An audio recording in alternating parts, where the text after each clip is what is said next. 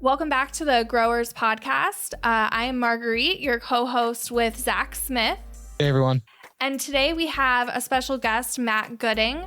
Matt, would you take just a moment to introduce yourself? Matt Gooding. I'm here from Tiffin, Ohio. We're about 50 miles south of Lake Erie. We're a second generation farm. We bought an old beat up farm back in the late 60s, and it's been on the growers program straight through. My dad started with the company from its inception, and basically I've just taken it on from there. Have a large customer base from Amish to small Amish farmers to 5,000 acre vegetable farm operations we work with. And then we basically do everything at home and what we talk about. We raise about 70% of the food that we eat. We do big square bale hay custom and also on our farm itself, and raise cattle and do the whole 9 yards basically. And the whole aspect of it is growers had asked me a number of years ago to also kind of conduct research and do some of the stuff that we see, because I always was doing it for my customers. And so we kind of established what we call kind of a research and discovery division of growers. And Zach Smith has been a valuable asset in that with his environmental background from the college days. So we kind of all make this all work with Jim Albies, and we keep everybody stirred up. And so we have fun. I'm so excited today. We're going to talk about soil tests, and Matt is going to share some very interesting results and information about how he has conducted soil tests on his farm. And we're going to talk a little bit about the accuracy and variability of soil tests. And I think it'll be a really great episode. So we'll just jump right in. Zach or Matt, if you want to do it, but would one of you mind giving us just a little bit of an overview about what this project, this research was really about? Well, the whole idea is for years, Growers has always run a soil lab. Ever since I've been part of the company, which has been all my life. The whole aspect of that is having a soil lab that long. Everyone who's ever been in there taking soil samples would always say that, this is just a snapshot of what's going on right now, that these numbers are fleeting. Their accuracy can be called in question. And the reality of it is in agriculture, most of the time, just one soil sample is taken in one area for the year. And so we had felt it would be of interest to take a lot of time and actually grid an area in a live growing field and take a soil sample every week and see what those numbers did. What happened when it rained? What happened when you applied fertilizer? What happened when you harvested the hay? It would be fun to see that, because most soil samples, again, whatever they are taken, that's a snapshot for the whole year. And it was always felt that that's not real.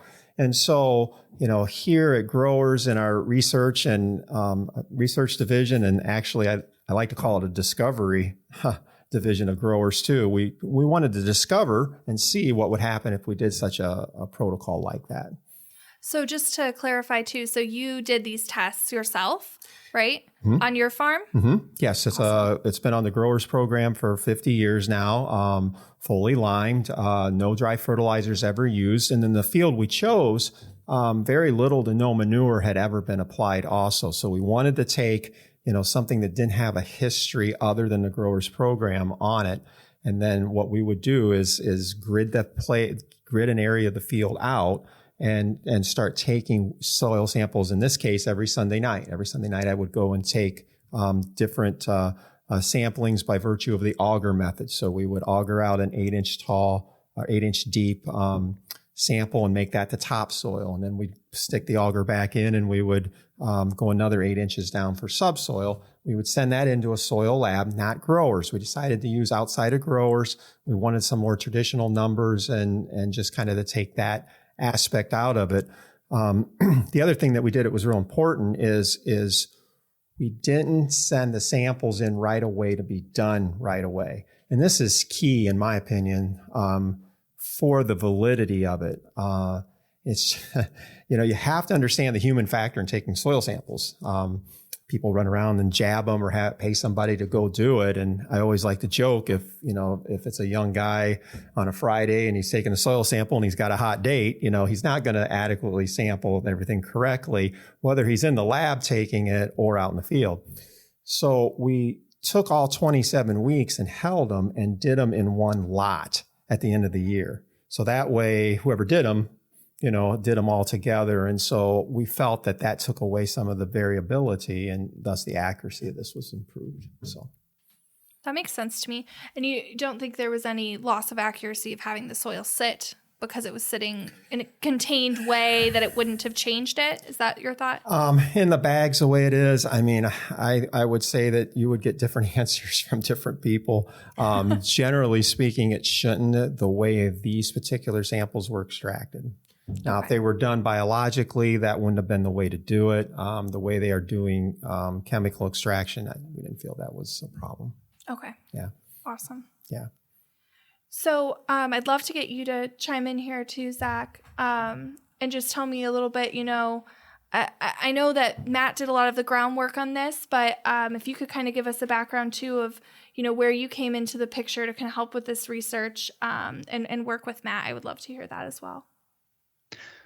My role is mostly talking to Matt. I guess he bounces ideas off me, though it mostly feels just like I'm a mirror that reflects back what he says. Sounds like you work well together. No, that's not true. I mean, he helps with clarification, especially when it comes to producing or doing the results. He asks those questions. That's what's real important. So that helps. Yeah. Like my role is, I'd say I do talk to Matt throughout different projects, but at the end, I take it and try to get it communicated properly, which is still a work in progress, but it is in progress. So taking Matt's raw data, which he usually, he does clean it up, of course, he does a good job at that. And then further refining that and trying to get it into the right hands. And then I think in this case, like Matt did some interpretation, I guess, of the results. And I kind of used that as a foundation and then looked at the data myself and pulled more out of it that I saw as well. So to kind of add to Matt's, like the why the why we did this is, one of my goals at least was, like Matt said, most soil samples are taken once a year. It's simply a snapshot. So there's no real standard that you're comparing it to because there's so many variables that you can't account for. But by taking a soil test consistently across an entire season, we're comparing them against each other. So that's kind of been our standard, if that makes any sense. And so you can see the variability in a field that is very healthy, right? It's been on the growers program for decades. It's had lots of limestone applied. It's not had dry fertilizer applied. It was in its second year of hay, so it's had an established crop in it. It wasn't sitting bare over the winter. These are all aspects that contribute to a healthy field. So we were getting, this is like the ideal grower's field in a sense. What do the soil tests look like from it?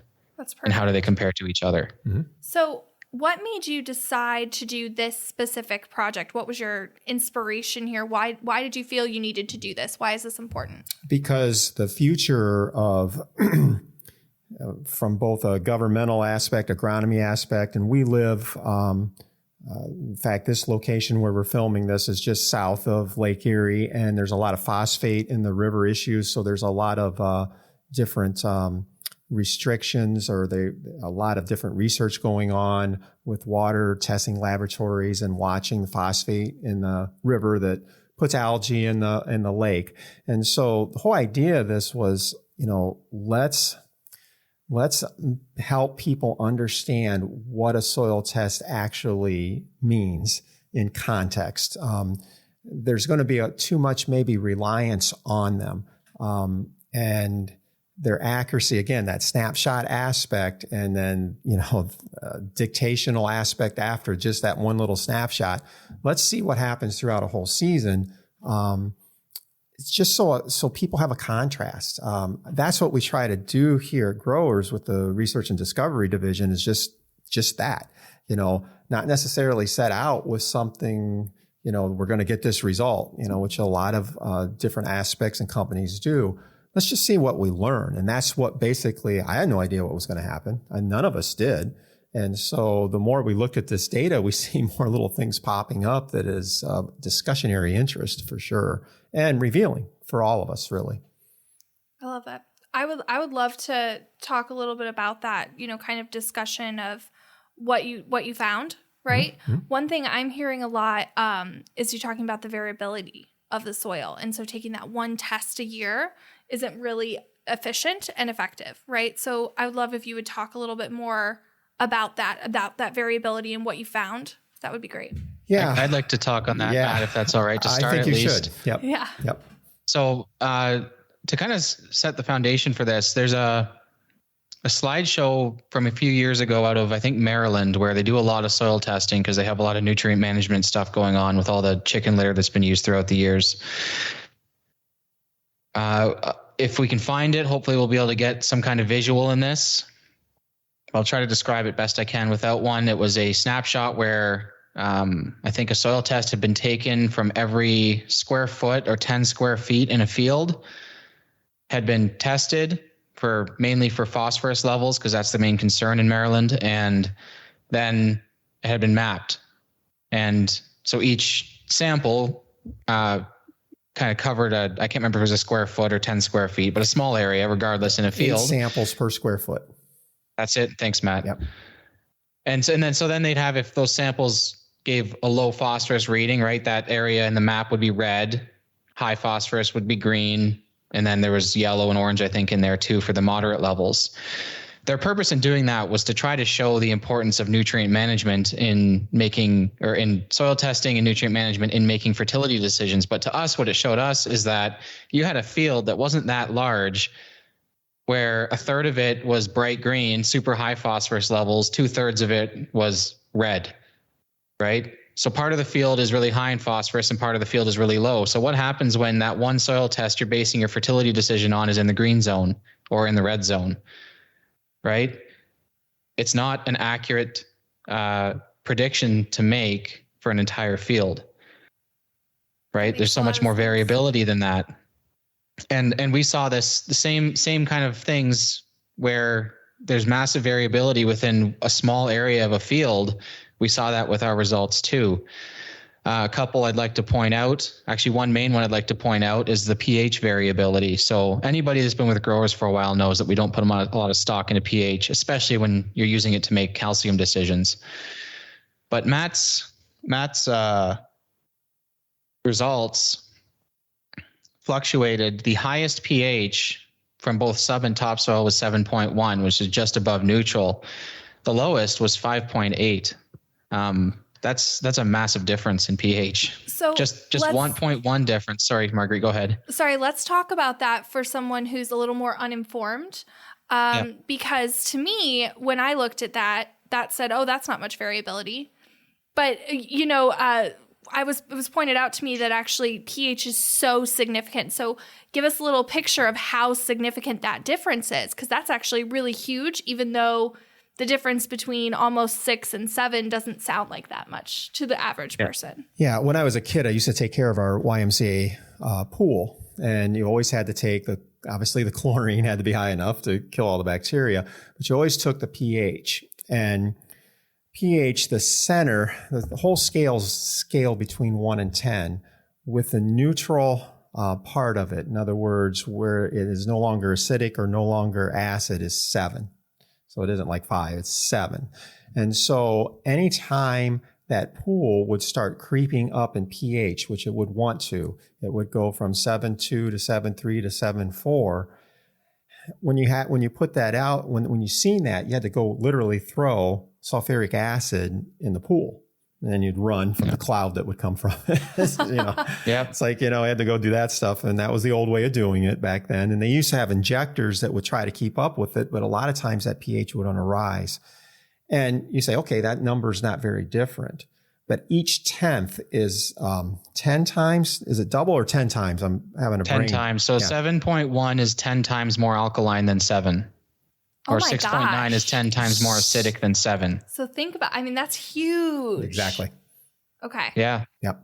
And my point is that if you're if we're getting that much fluctuation in a small part of one field that's been on the growers program for a long time, should people be making any kind of decision off of one test for an entire field? No, absolutely not. Yeah. No. That's crazy. But it is. But the reality of it is that's the premise that's been set forward. And again, we're just trying to just show our customers and those who want to see. I mean, it is what it is. It's a discovery type thing here, so people know and can make a decision off of it. I mean, not that we're sitting here and saying, hey, do or don't do this. The reality of it is these numbers don't lie. I mean, so it's a really great thing to point out. We can't rely on the pH, especially if you're only taking it one time a year. You have no idea what's really going on there. No, back using the pool analogy, when you get a bunch of babies in the baby pool and everybody's peeing, the pH would go up, and that acidifier is running like crazy really quickly to not only the bacteria is one thing, which the chlorinator is taking care of, but the pHs would want to tend to go up because our pH as a living being is 7.385, our blood. And we'll use all our resources, our body will use all our resources to keep it there. So, if Marguerite goes and chucks a bunch of pop, and her bloodstream pH is trying to drop even to just 7.3, it's going to use different elements that like calcium from your bones to regulate that. And so that's why you see people on long-term bad diets or, some of that stuff does affect, overall health. Well, the same thing's going on in soils and bacterias. Yeah. Yep. Yep. I love that. I kind of interrupted your train of thought to emphasize that pH point. Zach, did you have more to say on that point? My main point, I made it. It was just not to make decisions based off of that. And one of our goals was to show that there is enough variability, even in one field, that one soil test is not something that you should be making decisions off of, because it's a snapshot on a scale that changes all the time. Like pH is affected by moisture, temperature, microbes, growing crops, time of year, oxygen availability, all kinds of things, right? All it is a measurement of hydrogen or hydroxide ions. Mm-hmm. And it's supposed to be done in a liquid. The soil's not a liquid. So ultimately, it's not like the guy that came up with the pH scale said that this should only ever be used on liquids. And he was thinking like ocean water, never used on a solid. So the idea of using it on soil is not how it was originally intended. And clearly is not effective, right? Pardon? Clearly is not the most effective. It's an indicator, and it works maybe as a contraster. It works as a contraster only on a set sample. Over any period of time, as all those factors come in that Zach just said, it becomes more irrelevant. I mean, you just can't compare at that point. So what other results did you guys find? You wanted to show primarily that soil tests maybe aren't the most effective way to view what's actually going on. What else did you find that supported that kind of hypothesis? We'll let Zach open that one. I had two main observations that I'd really like to emphasize, and then there's a few minor ones too. But the two main ones are we noticed that after when Matt sampled after he had sprayed growers that week, there was a significant increase in phosphorus in the soil test. No. Now, I think there's two reasons that could be, and I think it's probably a combination of both. The first is that the plant was secreting phosphorus, that phosphorus was traveling from the leaves down to the roots, right? Which is a pretty big observation in of itself, because that proves that foliar feeding works.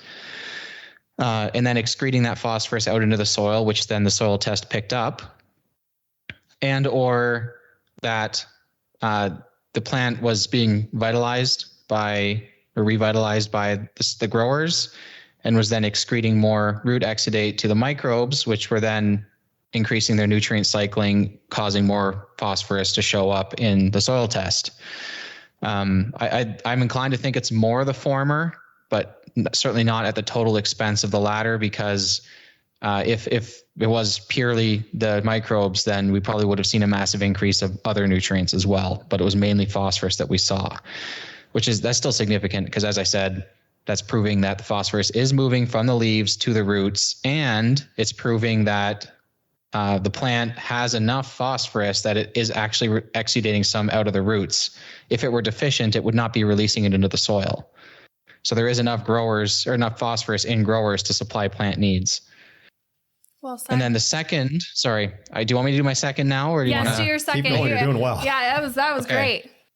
The second one observation I made is kind of against soil tests in general, or against the pound in, pound out kind of philosophy for fertilization, which is that you can just, if a plant removes this much nitrogen, you need to apply that much to replace it.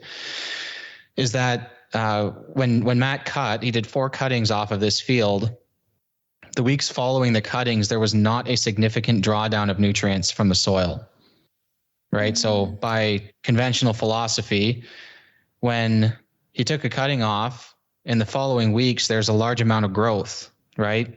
You've injured the plant, now it needs to grow back, so it puts on a large amount of tissue in a short period of time, which requires elements. By conventional wisdom, those elements are coming from the soil. It would then deplete the soil. But that's not what we saw. Interesting. The soil nutrient numbers pretty much just didn't fluctuate much at all. They just, it was almost like the growing plant didn't really have much of an effect on it. As growers, we know that's because there's a lot more to the soil and plant equation than just nutrient uptake into plants and replacement by fertilizer. You have microbes, you have huge pools of native fertility, you have obviously just the inherent inaccuracy of soil tests, which is the lens we're looking through. So to me, that shows that there's, that it's not so simple as to think that if a bushel of corn removes 1.2 pounds of nitrogen, that you need to replace that via fertilization.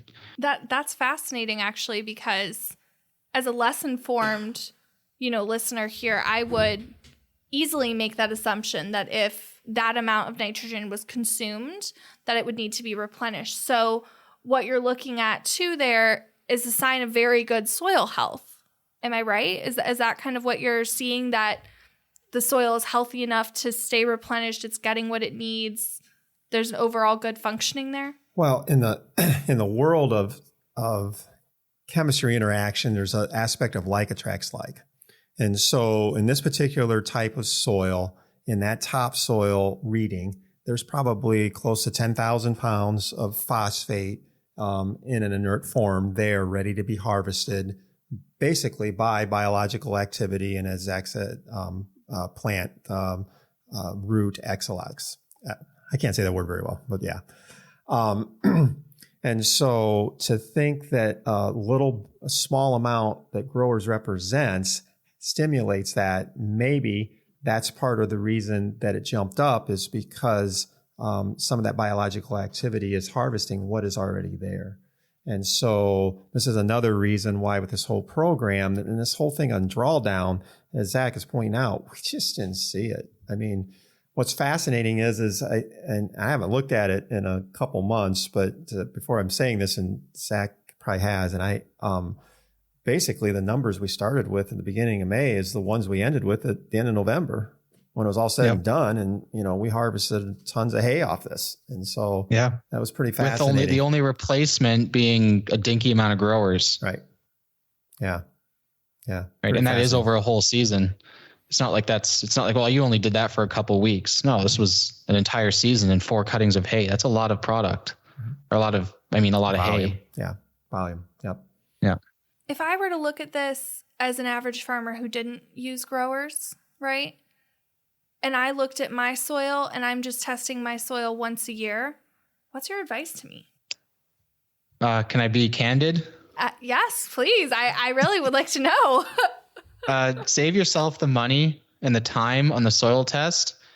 Read your crop and use that as an indicator far more. Without even putting a plug in here for using calcium or growers, which obviously we would recommend probably. Yeah. At least we would recommend the growers, probably calcium. Use a method that actually directly corresponds with your goal. Your goal is growing a healthy, profitable crop. So read the crop. If it's healthy and profitable, you're doing fine. Don't well, I want to grow a good crop, so I'm going to test the dirt. Well, you're not growing dirt. You're growing a crop. So that would be my advice. I'm being obviously bold. I'm not going to say guys never take soil tests again, because that's pretty extreme. No, they have a place. They have a place, and a place of contrast. So in essence, we use soil tests pretty much as a contrast. We see a bad area. I mean, I've seen places in soybeans that are yellow and they're saying it's potassium deficiency. I'll take a soil test there, and I'll take one in the good area, and we'll find that the potassium was not the problem at all, soil-wise. And so those are some of the things that a place where soil tests, even conventional ones, make sense, and they have a place. They're just going to get overused and overanalyzed, and we just want people to see that. That's all. I mean, whatever they decide to do with it is up to them individually.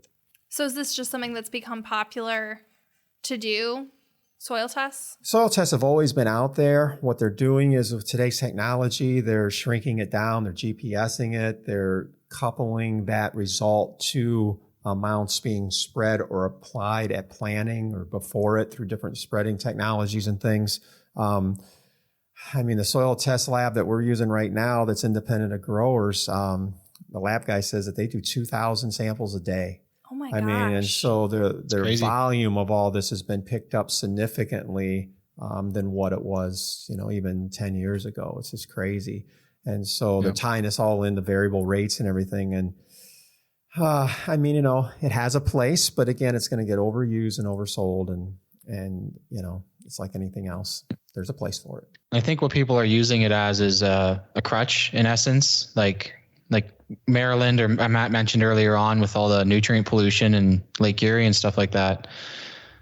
People are relying on soil tests to tell them to fix the problem, right? Like that, the GPS, the grid sampling, that's all to try to reduce the amount of nutrients being used by using them where they're really needed. And they're determining where they're really needed by soil tests. But if soil tests are inaccurate, if they're not a good tool for that job, does that not stand to reason then that every single step then built on those results is faulty, right? It's not going to work because it's built on a bad foundation. So something different, like these are problems. Nutrient pollution is a problem. Overuse of fertility is a problem. But we're not going to fix it by using the wrong tool for the job. Right. We're going to fix it by using the correct tool. Yeah. The premise is wrong. Everything that follows is too. Mm-hmm. And so we would think that the key is we clearly don't need all of this fertilizer because it's not being used. It's being lost to waterways. So let's reduce the amount of fertility we use and increase the health of the soil, the health of the crop, so that it's actually kind of, Jim likes to use the term perpetual something, Matt. Maybe you can help me out here. Perpetual machine or something like that, where you get it to the point where it supports itself, where you don't have to have constant inputs in order to sustain the system. That's getting the microbes healthy, getting oxygen into the soil, stuff like that.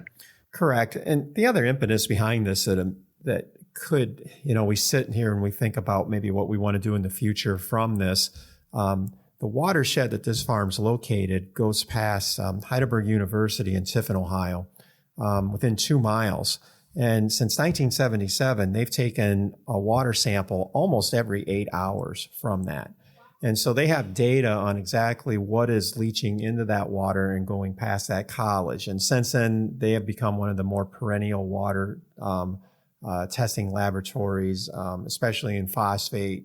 I think they have like 20 or 25 sites. I know the one kid is my friend's friend of my son's that goes around and gathers all these water samples and everything.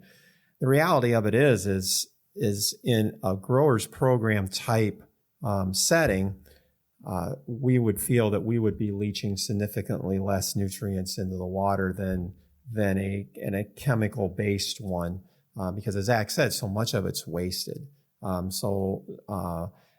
When you present something one-dimensionally, it tends not to held as well in the fields as something presented multidimensionally. And growers is, trace elements plus NPK. We are presenting a full food. It's no different than Marguerite has kids. Let's feed them nothing but sugar all day. And let's go see how well that works in terms of a lot of different things. And so it's kind of the same thing when you can feed a more well-rounded meal, even to your soil profile and biology. We're going to get farther with this, and more of it's going to stay. And we've seen evidence of this in the corner of the county. It's the next county over from where we're doing this podcast from. It starts in being what would have been the Great Swamp in Northwest Ohio, which was a total swamp. I mean, you didn't travel through it back in the 1800s. There was one road through the middle that was logs and everything. And now the area is known as Bowling Green. You would know that. And it's all drained away. It's all canaled away and everything. And so, those areas were no longer productive, or became more productive because of removing of that water, yet they had all that organic matter. And nowadays we're seeing in those areas, wherever growers is put in the row, when they do get those heavy rains and those canals or drainage ditches fill up, we don't leach the nutrients. You can pick a grower's field out driving down the road because of the multidimensional presentation of the growers, that biology, everything stays there. I mean, it's visual. Now, can we devise a test that we could test that to claim that too? I don't know. But it is pretty wild. You'll see people put just maybe nitrogen, i.e. sugar, beside the corn. And, that's supposed to keep it green and nice and go. And that corn will look yellow and everything, indicating that fertilizer went down the river and that farmer lost that value of it. But right next to it can be a grower's field. It's multidimensional approach, feeding them good food. It feeds that biology, stays in that soil profile without leaching out. Big deal. Yep. I love hearing this because I was actually talking to a landscaper the other day, and he said to me, that he wasn't sure about using growers because he's always used dry fertilizer on his lawns, and that he felt if he used a liquid fertilizer, it would just run off and it would just run away. It's exactly the opposite as long as the fertilizer is complete. Again, he's correct, and there's some fertilizers at the wrong time. Again, being one-dimensional and too much. I mean, it's no different. We drink too much water, we don't feel good. Neither does plants when they're underwater for a while. So it's kind of that same effect. So he's correct in his thinking to a point. Again, the uniqueness of the product that Growers has, and the understanding of its placement, and it's been around for 60 years. You kind of, as somebody who's used it all our life, multidimensionally in a farm, a diverse farm operation, you learn that if something isn't going right, you know what it isn't. And I always feel bad for the people in conventional programs. They've got to try to figure out, maybe I shouldn't be using this particular fertilizer because it just is kind of one-dimensional, heavy in nitrogen, or it doesn't have trace elements in it. And they always are having to guess. It's kind of like, our granddaughter that has been fussing, blowing fevers and everything. Well, her teeth are coming in, and it's taken a long time. It's been, a month run. Well, it's kind of, in a lot of ways, it's kind of the same thing, trying to analyze what's going wrong. Same thing with animals. It's the same thing. All relates. Yep. You got to be observant. So Zach, we got off a little bit, but you had said that you had another observation from these results that you wanted to share. Could you share that with us now? Yeah. So when you look at the results, like we said before, from when they were taken in May versus November, there's not a lot of change. But there was a lot of forces at work throughout those months, right? You can see Matt recorded rainfall, massive temperature variation. What else?